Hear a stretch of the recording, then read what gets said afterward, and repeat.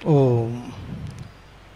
इस सत्र के अध्यक्ष पूज्य स्वामी मुक्तानंद जी परिव्राजक, संचालक श्रीमान कृष्णदेव आचार्य जी, उपस्थित विद्वत्गण, उपस्थित महानुभावों, माताओं, बहनों, जैसा कि आपको बताया गया है कि इस सत्र का विषय भी धर्म शिक्षा से मनुष्यता, ये विषय।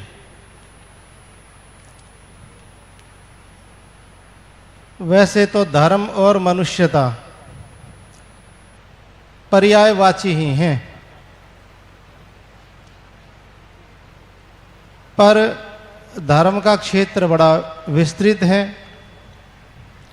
तो इस विषय में हम अपने विचार रखते हैं। विषय पूरा ना होने पाए तो दूसरे विद्वत्गण आएंगे, उससे अपनी पूर्ति कर लीजिए। थोड़ा सा समय का संकेत नहीं किया महोदय संचालक जी। कितने? 12 मिनट आचार्य जी। समय 12 मिनट, 20 मिनट आचार्य जी, 12 मिनट। ठीक है, धन्यवाद। तो संसार में बहुत से प्राणी हैं, या यूं कहें योनियां हैं। उन योनियों में एक मनुष्य योनि भी है, और मनुष्यता इस मनुष्य का स्वाभाविक गुण है, और स्वाभाविक गुण कभी छूटता नहीं। और आप कहते इसमें तो मनुष्यता ही खत्म हो गई, तो स्वाभाविक गुण कभी छूटता थोड़ा ही है। लेकिन गुण ही नहीं है और फिर भी मान लेते हैं स्वाभाविक गुण। तात्पर्य कहने का ये है कि जितने भी प्राणी हैं अथवा जो सृष्टि रची गई, उस सृष्टि की सुपर पावर या सुप्रीम पावर जो योनि है, उसका नाम है मनुष्य। मनुष्य से बढ़ के इस सृष्टि में कोई भी सत्ता या शक्ति नहीं है। और जो सुप्रीम पावर होती है, वो चाहे तो किसी का उत्थान कर दें। अमेरिका कभी सुपर पावर होता था, आज भी है। कभी वो तीसरी दुनिया को अन्न देता था, भूखे मरते होगा, उसमें हम भी थे शामिल, हम भी तीसरी दुनिया के अंतर्गत आते थे। इसका मतलब सुपर पावर दूसरों का पालन भी कर सकता है। और यदि सुप्रीम पावर, सुपर पावर चाहे तो किसी का नामो निशान भी मिटा सकता है। एक तो अफगानिस्तान था, उसका सर्वनाश किया। एक इराक था, उसका सर्वनाश किया। 25 साल तक वियतनाम के साथ युद्ध लड़ा। तो भाई सुप्रीम पावर का तो मन में आ जाए, दया दृष्टि हो जाए तो उसका उत्थान कर दे, नहीं तो नामो निशान मिटा दे। ऐसी ही सुप्रीम पावर का नाम है मनुष्य। ये चाहे तो भगवान बन जाए, और ये बनने पे आए तो शैतान का भी बाप बन जाए। इसमें दोनों खूबियां हैं।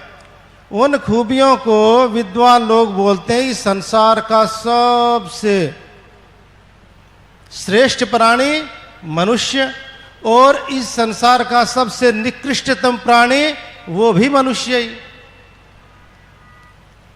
तो जैसा मैंने बोला, मनुष्यता मनुष्य का निज गुण है, और निज गुण कभी नहीं छूटता।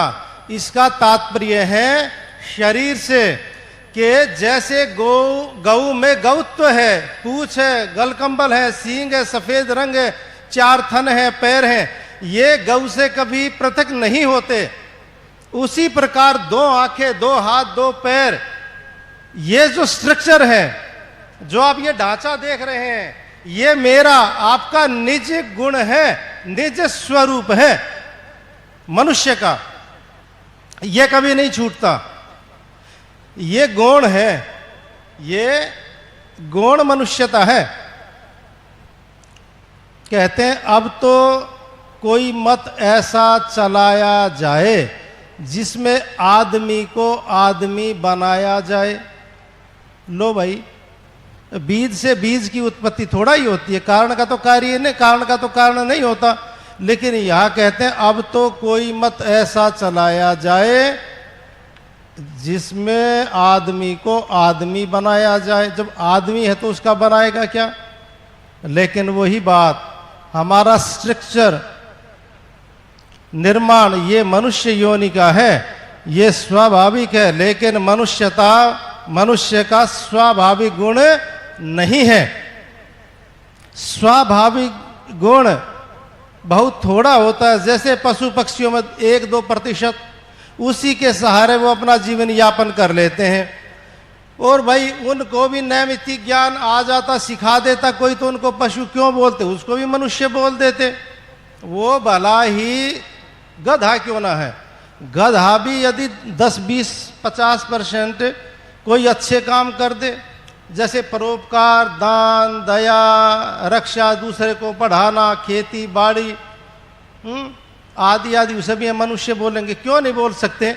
जब एक मनुष्य को गधा कह सकते, कुत्ता कह सकते, जानवर कह सकते, तो गधे को आदमी नहीं बोल सकते? उसको भी बोल सकते हैं। ये तो गौण चीज है। तो मनुष्य के अंदर जो मनुष्यता है वो नैमित्तिक है, और वो नैमित्तिक पूर्व वक्ताओं ने भी बोला। कृपया इशारा कर देना, मैं समझ जाऊंगा समय को। नैमित्तिक गुण धारण किए जाते हैं, ये पशु पक्षी तो धारण करते हैं 1%। मनुष्य की सामर्थ्य बहुत ज्यादा, वो बहुत कुछ ग्रहण कर सकता है। और ये भी याद रखें, शास्त्रों में कहा है ये मनुष्य जो शरीर है, ये मनुष्य शरीर ही है, हाड़ मांस का, कुत्ते बिल्ली और इसमें कोई ज्यादा अंतर नहीं है, बरसना का ही अंतर है। जो माता पिता के संयोग से शरीर होता है, जन्म होता है, ये पहला जन्म है। माता पिता के संयोग से जो जन्म होता है वो पहला वो जन्म है। और दूसरा जन्म वो होता है जिसमें विद्या माता होती है और आचार्य गुरु होता है। इस दूसरे जन्म के बिना कोई भी मनुष्य नहीं बनता, ये मनुष्य की पहचान। इसीलिए द्विज बनने के लिए विद्या का और आचार्य का आश्रय लेना पड़ता है। और आज एक परंपरा है, ठीक है, कुछ लोग आचार्यों से पढ़ते हैं तो वो अच्छी अच्छी शिक्षा पा लेते हैं, लेकिन समाज तो भरा हुआ ही निगुरों से है। निगुरे मतलब जिनका कोई गुरु ही नहीं, वो स्वयं भी गुरु हैं, स्वयंभू अपने आप ही गुरु हैं। इन गुरुओं की कमी बुद्धिमानों में तो बिल्कुल भी कमी नहीं है, बहुत ज्यादा है। एक से बात करो 1000 आएंगे लाइन में। लेकिन इस प्रकार कोई मनुष्य नहीं बन जाता। मनुष्य बनना इतना सरल नहीं है। मनुष्य नैमित्तिक गुण और नैमित्तिक गुण को धारण करना पड़ता, उसके लिए बड़ी भारी तपस्या और कष्ट उठाने पड़ते हैं। जैसे गुरु के गर्भ में रहना।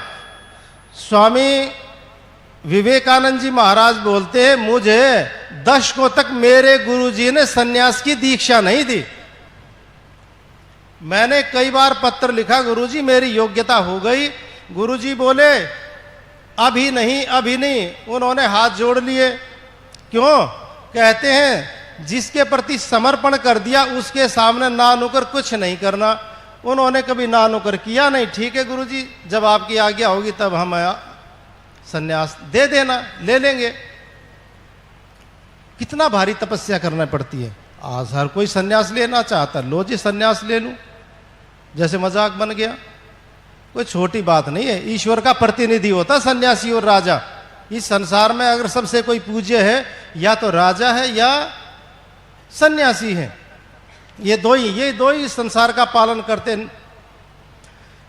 तो जितना मनुष्य की महिमा गाई गई है उसके लिए वो बहुत ऊंचे स्तर की वस्तु है।